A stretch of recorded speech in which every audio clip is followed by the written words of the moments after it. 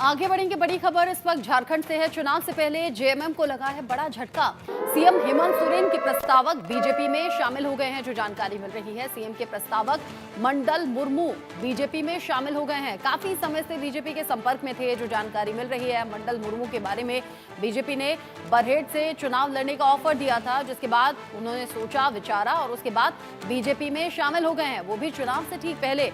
झारखंड विधानसभा चुनाव में जोड़तोड़ की राजनीति शुरू हो गई है और बीजेपी ने झारखंड मुक्ति मोर्चा को दे दिया है बड़ा झटका। सीएम के प्रस्तावक मंडल मुर्मू बीजेपी में शामिल हो गए हैं। काफी वक्त से बीजेपी के संपर्क में थे। बीजेपी ने बरहेट से चुनाव लड़ने का ऑफर दिया था, जिसे एक्सेप्ट कर लिया और अब चुनाव से ठीक पहले ये बड़ा झटका जेएमएम के लिए माना जा रहा है। सीएम के प्रस्तावक मंडल मुर्मू जो अब बीजेपी का हिस्सा है। तस्वीरें आप देख रहे हैं। शिवराज सिंह चौहान और हेमंत बिस्वा शर्मा की मौजूदगी में ही बीजेपी का दामन थाम लिया है मंडल मुर्मू ने। काफी समय से बीजेपी के संपर्क में थे। बीजेपी या और अदर पार्टी हो, लगातार चुनाव से पहले इस तरह की खबरें आप देखते हैं, सुनते हैं। जब दल बदले जाते हैं, अपनी सहूलियत की राजनीति देखी जाती है, अपना फायदा देखा जाता है। और यहाँ भी मंडल मुर्मू जो बीजेपी के संपर्क में थे, अब फाइनली बीजेपी का हिस्सा हैं। कोई आपके लिए कैंपेन करे और आपको वोट दिलाए, उस दृष्टिकोण से हमारा पार्टी में वो नहीं आए हैं और पॉलिटिशियन भी नहीं है।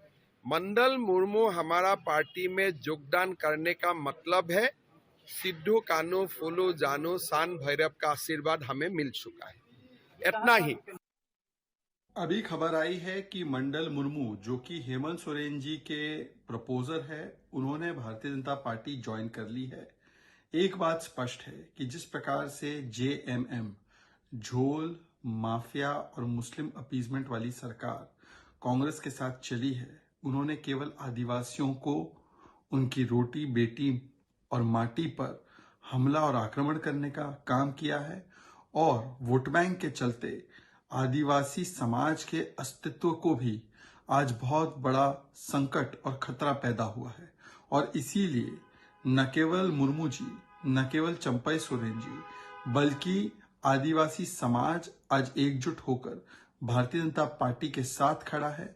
क्योंकि जेएमएम कांग्रेस की सरकार तुष्टीकरण की राजनीति में जिस प्रकार से वहां पर डेमोग्राफिक जिहाद करा रही है, वहां पर जिस प्रकार से रोटी बेटी और माटी पर आदिवासी समाज के खतरा पैदा कर रही है, आज इसके खिलाफ आदिवासी समाज खड़ा हो चुका है।